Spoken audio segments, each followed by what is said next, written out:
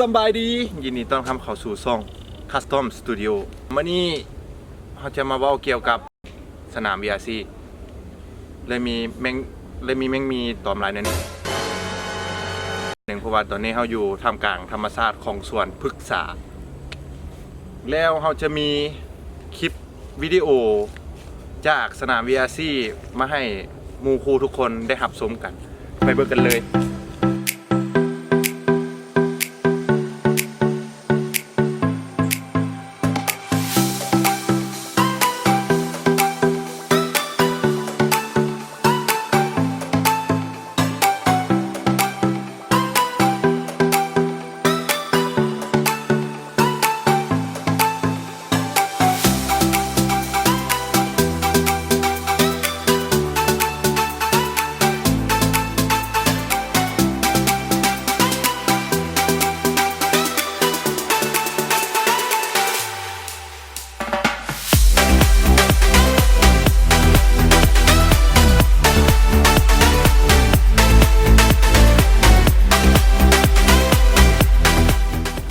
ที่นี่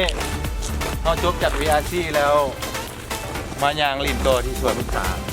อากาศตอนนี้กับที่เอาเย็นแน่หน่อยนึงเพราะว่าเขาผ่านนรกมาแล้วตอนช่วง2-3 โมง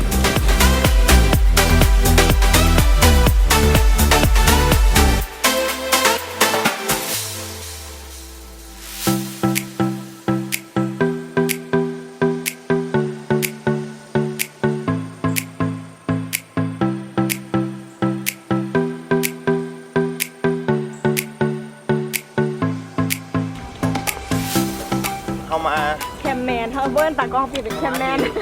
ส่วนพักสะอาด อย่าว่ายาวในแคมแมนไปเลย นี่เนาะเป็นหญ้าเป็นพักที่เขาปลูกไว้หลายปีออร์แกนิกเนาะบ่เชื่อตากล้องลองซิม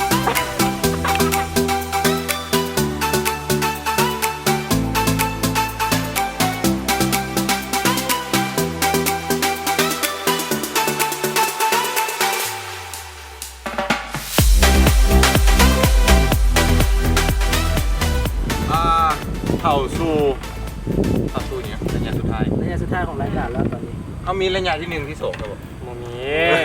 เข้าไปแล้ว แล้วก็เข้ามาช่วงท้ายๆของ พวกเขาไปสายชิว รายการของพวกเขาละแม่นสายชิวคือพวกนี้แหละบางเทื่อก็สายเขียวก็ จบออกกล้าไปไหนเมื่อกี้นะภาพบรรยากาศทั้งหมดก็แม่นทั้งจากสนามแข่งรถ VRC สุดท้ายนี่ท่านหลวงเล่าเกี่ยวกับสนามแข่งรถไถที่มักเป็นเรื่องความไวเนาะกามาได้มาฝึกน้ำเพิ่นได้มาลองขี่ลองขับในสนามเพิ่นได้เพราะสนามเพิ่นก็เป็นแข่งขันของประเทศลาวเขาเนาะแม่นแล้วก็สำหรับหมู่คู่ผู้ใดที่อยากใช้ความไวบ่อยากให้ใช้อยู่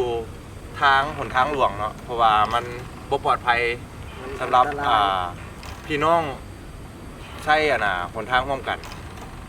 ฝากไว้เท่านี้เนาะนี่ก็เป็นสาระเล็กๆน้อยๆบางทีสาระอาจจะบ่มีแต่เขามีพยัญชนะ